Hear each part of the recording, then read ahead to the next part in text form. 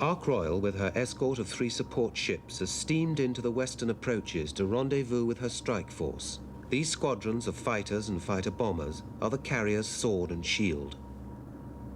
Phantoms about 10 miles away.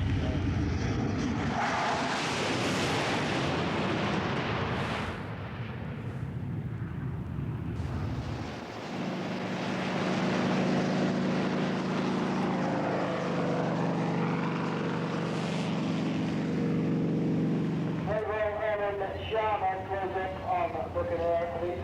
Raymond Sharman. Raymond Sharman closing on Buccaneer 30. Raymond Sharman.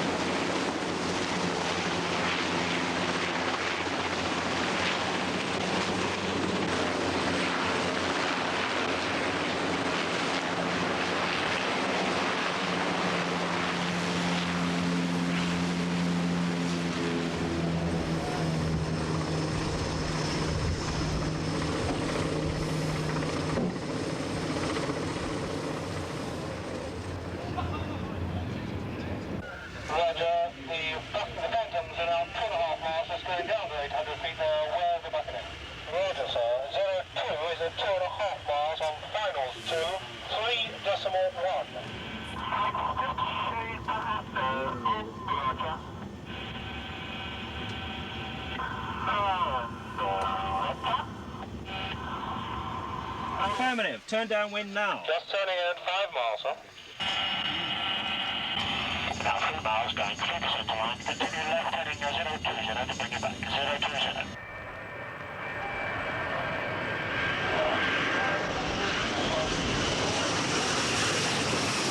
Got him.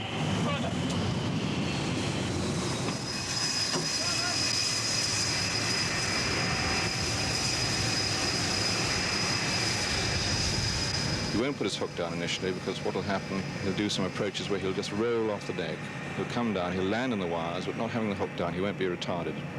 He'll just go around again. He'll get used to just flying the deck.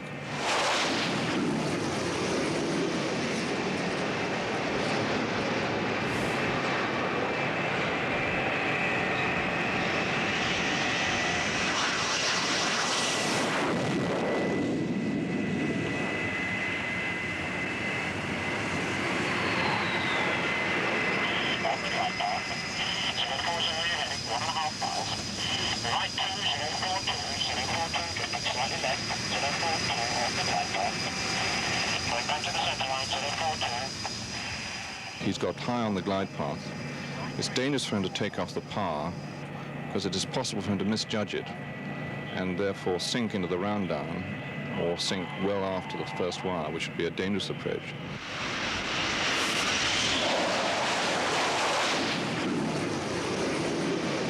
Roger. Roger. Now, if he doesn't hook, we'll have to divert him. Mike, if this one doesn't hook, you'll have to divert him. Well, he either lands on now, or if he doesn't land on, he goes straight ashore. So he won't have enough fuel to get ashore if he misses next time round. So he's just got the one go. Good speed, good attitude. Keep it coming down there. That looks very nice. That's looks all right. super. Lovely. Super Three-wire, centre line, first one. Just as it should be. Stand by, begin descent now. Slightly right again, slightly below the glide path, adjust your rate of descent. Slightly right, slightly low, 3/4 mile, look up the sight.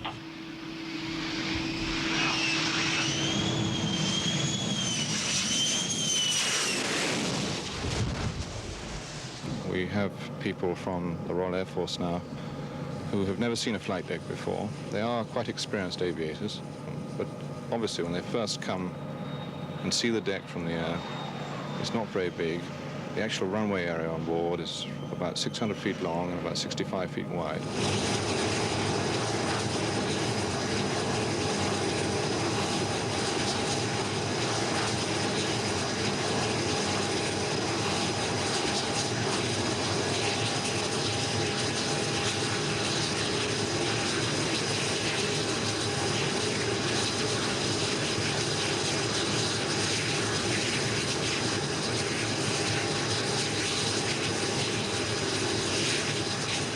Line up, looks good.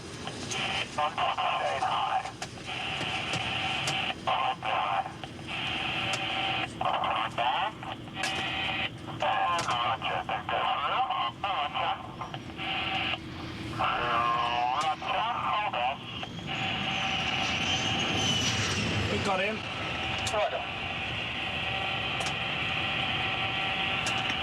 When he's coming there for the first time, he's obviously very nervous, understandably so. He's heard all of the hairy stories of people crashing on the deck and so forth. He goes high and close, it's the only thing. And he's a new guy, so it's worth watching. You're very slow, monsieur. Boulder, full power. Yes, just get the LSA to just have a chat to him. A little slow. It's his first time ever to the deck.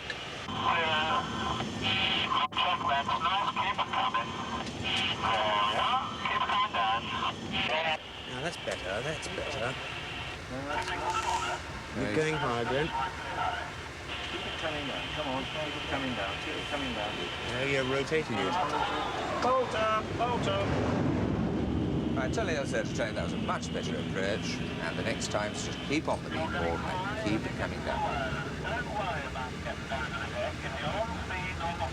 Good. He said it.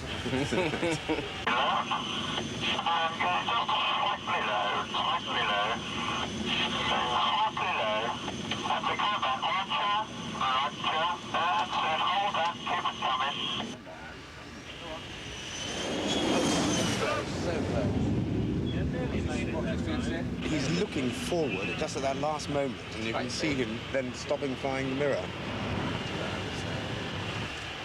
I think he's just converting off the meatball to the deck at the moment. Now, Mike, how many sedges has? 1 touch, 2 touch and goes, 2 rotors. We don't want to give him too many.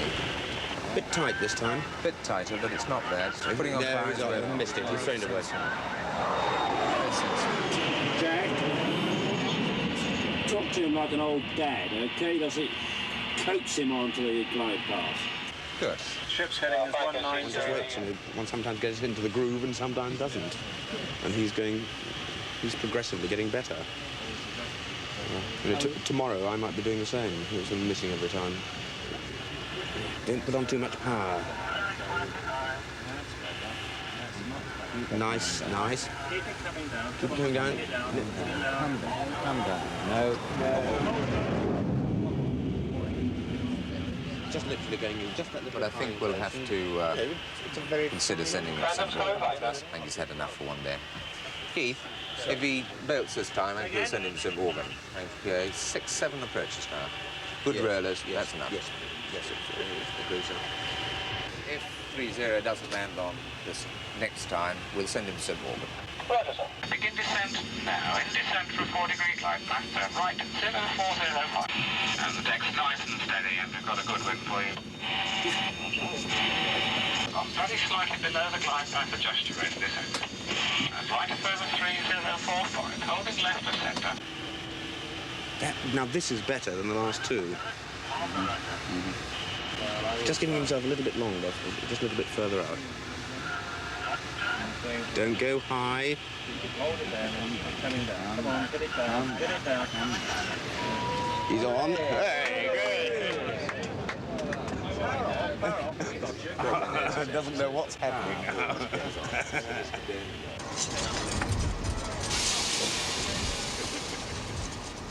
Coming lower down. Well, I'm glad I'm on, put it that way.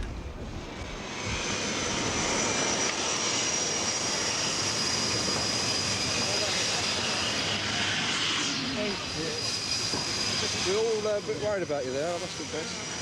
Do you know the way? You were worried about me. What? You were worried about me.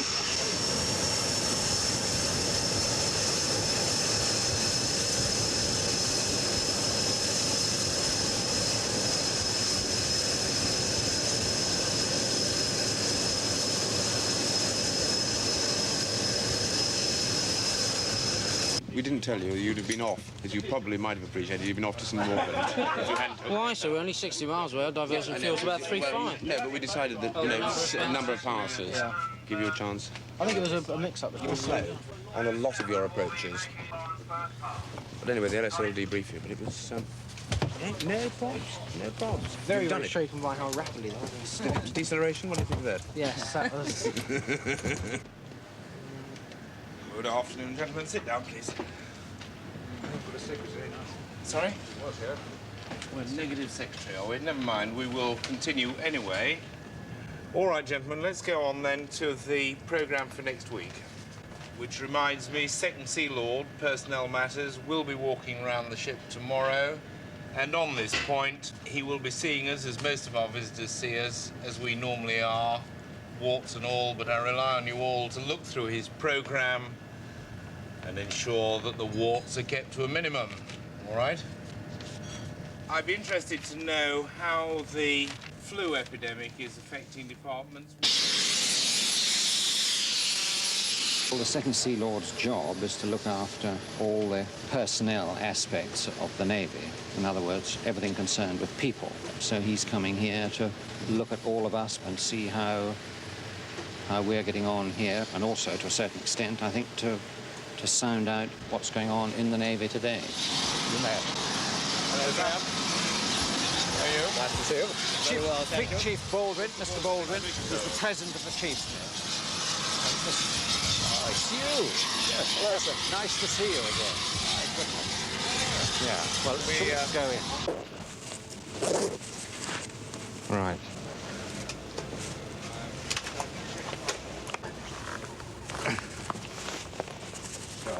We're getting out now. Thank you. All right. Now, what sort of a guy is McLaughlin? Do we know what's behind this? Yes, sir. I saw him yesterday and read his horoscope a little bit. I mean, McLaughlin's McLaughlin, sir. On board, I've seen Mr. Jakes and the chief of his department. He's one of the hardest working boys on board. He'll work any other 10 men off the feet. He's got a girl. I saw him yesterday, looked at him, and had a word with him and said, right, who's the girlfriend?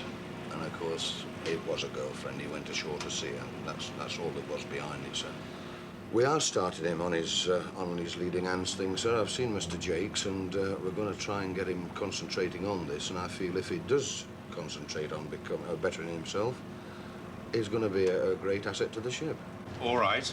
I'll put those points to the captain. At the same time, you know my views on leading hands and responsibility, and this is the prime example of just being straightforward, bloody irresponsible, and lacking a sense of discipline, where the guy just walks off even though he knows he's due to go on watch. Well, you've been in the ship long enough to know what I think, haven't you, sir? And I have said time and time again in this ship that every man on board has his own particular job to play, and a most important job it is too. Do you understand? Yes, sir. And I count on you to do your job properly, and not to have sloping shoulders and hope that somebody else will do it for you, or think that it's not important, because I think that your job is important and it's got to be done properly. Now, what Lieutenant Krellin said, I'm glad to hear that you're keen to advance yourself, you're good at your job, and you're normally reliable and intelligent and sensible, and that's all good news. But it's no good being like that 1 minute and then being irresponsible and stupid the next. Scale. Fine £10 and 7 days number 9.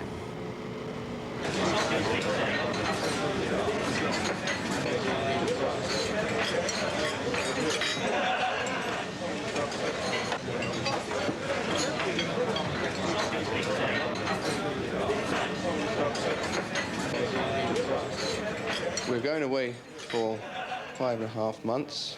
The money that we've just taken on board is approximately $750,000 equally divided in dollars and sterling, and that I hope is going to last us approximately 6 to 7 weeks. And I don't think the sailors would be very happy if they didn't have enough dollars for their runs ashore in America when we arrive.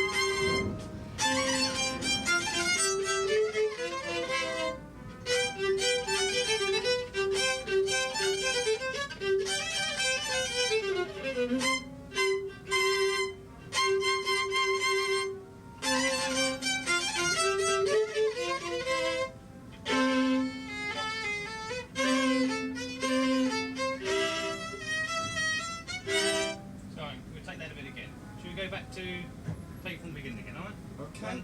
Do.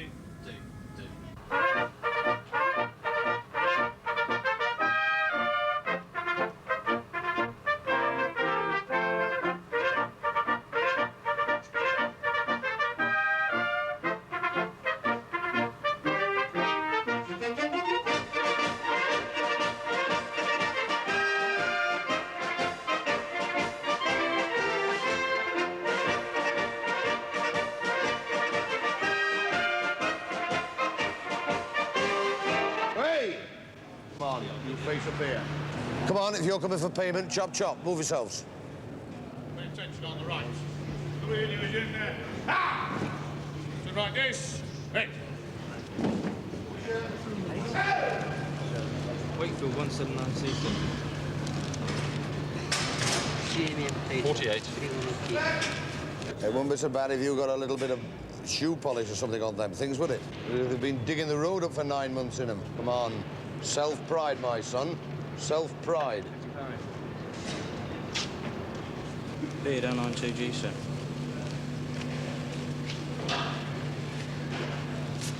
$58.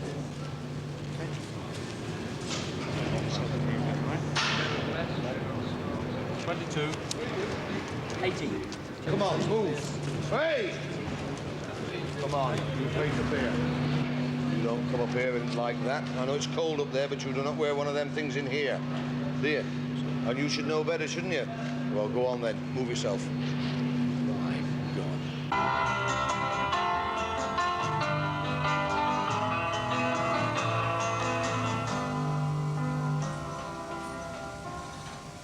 Sweet the rain's new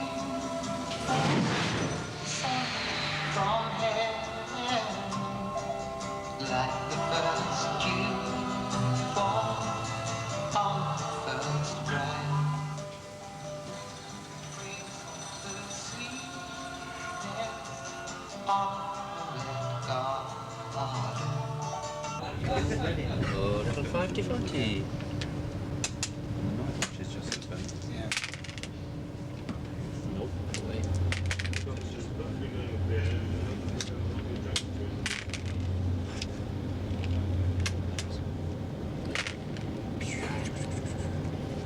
What a reaction. Gracious me.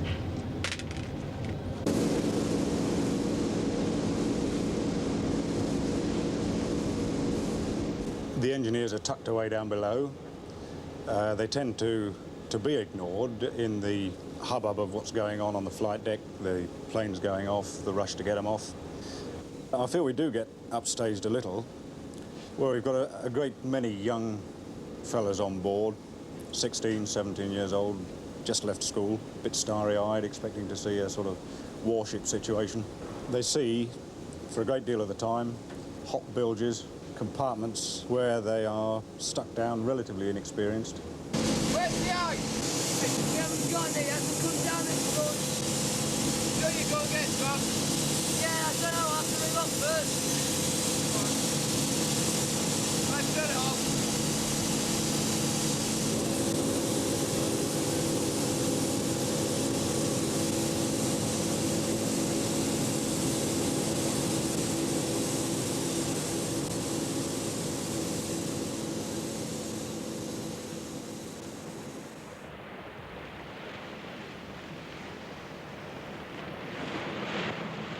There's always a slight rise in tension, and you probably can feel it in the whole ship. It's a sort of mixture of anticipation and I suppose a little bit of apprehension as well, and on the sort of domestic side a bit of regret at leaving home. But there's the anticipation of the great sea voyage to come.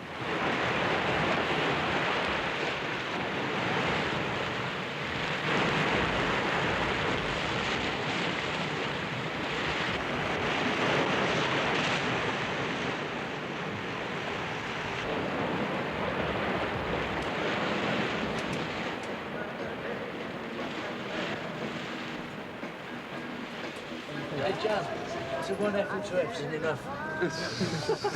3.5. Well, so was in Smith, too. Yeah. Only on a Tuesdays. Only on Thursday. Thursday. Alligator's Thursday today, must be payday. That's fine.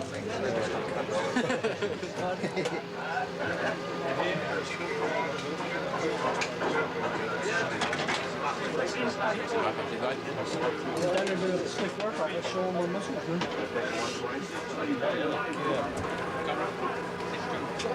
Oh, he was after the job. How long has he had him as well? Just at school. These are misses, isn't it? These are misses, isn't it? Where's your wedding ring? Get some smart kids out to say that to me. Tell you what, she's not that tall as she is. Is that your baby, is it? Well, one of them. That's me, little girl. What's your 5 others? Yeah. Oh, jeez, that's him. He's the one that went into the drop tank. He spilled 300 and odd gallons of fuel on the flight deck, all on the catapult track. And flight was cancelled for the night. The Russians couldn't do it, but he did. You know. What? You're, I'm not a reprobate. No, I'm not. No. The biggest reprobate on the ship is sits in the glasses every day. No, Ginge, what's his name? Remember he had a crab, didn't he? And he got that powder, and then he got the cream. And everybody was scratching, you know, when everybody gets the crab, they start scratching, like, you know. And I could have swore I had one, and old Taff gave me the torch jump. And he says, no. I said, well, I said, I've had them before. I said, I don't know when I've got a crab. And he says, well, I can't see nothing. He said, so don't worry about it. And I went down the bathroom and I shaved myself off. Talk about agony. And it finished up, I never had that. All I had was sweat rash, wasn't it? Talk about panic, Stacey. Very rare you get them, in fact, very rare you get them. You know, so you panic straight away, you panic. Because there's how many living here? 36. You know, so you got to keep yourself clean. And if you think you've got an itch, you get it looked after straight away. You know, you say to your apple, hey, get some cream if you sleep above me, because I think I've got a scratch here. You know what I mean? You know, because it's just a natural thing you do, because you all live together. You know, everybody's got little secrets, but personal secrets are nothing. In this man's maybe. To get things on the mend, as it were. And one more. And hiding in the corner, Sir Commander Air. Yeah. Well, it's a good sort of opportunity. Tony Pudner, the Free Church chaplain, so he's definitely in for the half a beard competition. Yes. Don't want to share it up. Yeah. We've met. Martin, how do you think you've met, sir? And second one, Webster, who is... You're standing in for Stephen Harwood now. Standing in for... So pleased to hear he's getting better. Yes, sir, he's going to be good. So when we had Jimmy Savile on board last autumn, he arrived with half a beard. Yes.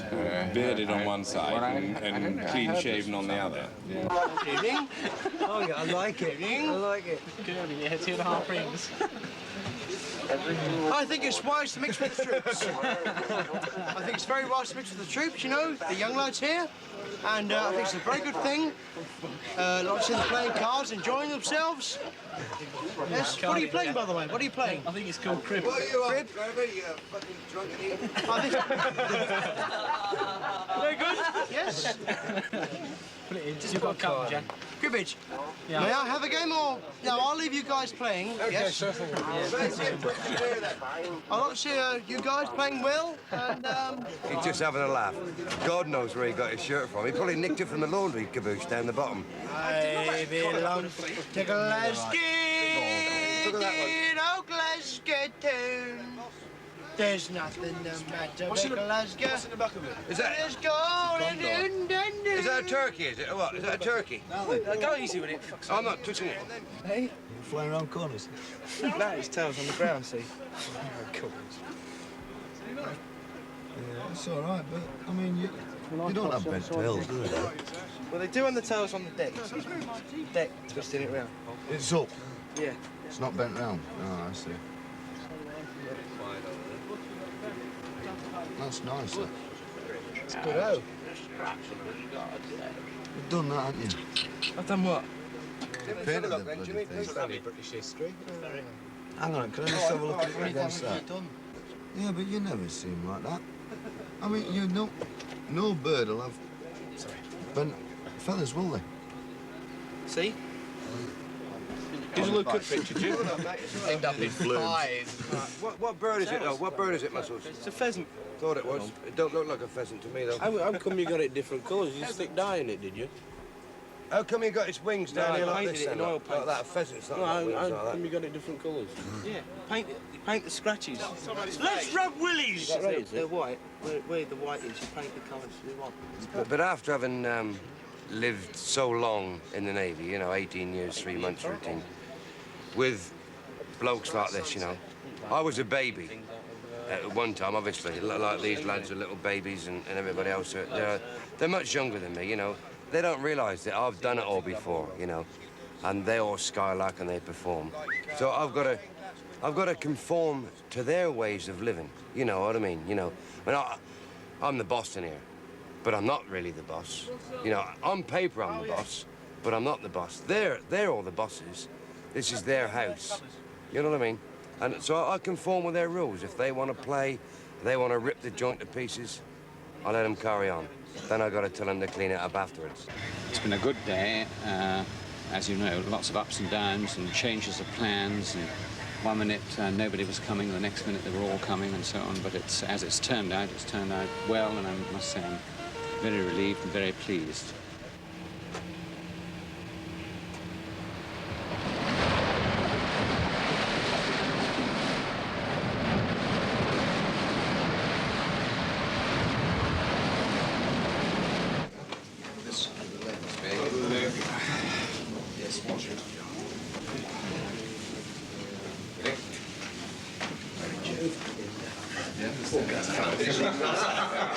It's all right, Fred.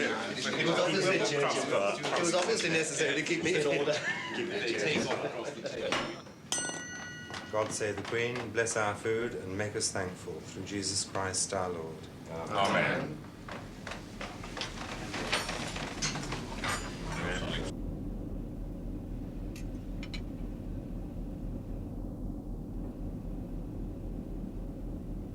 The Sarsman, he goes up to the sky and says, hello there. I come for the job about bank robbing. Well, this bloke says, Not enough. I'm sorry, not good enough. Why not indeed? Because you're Irish.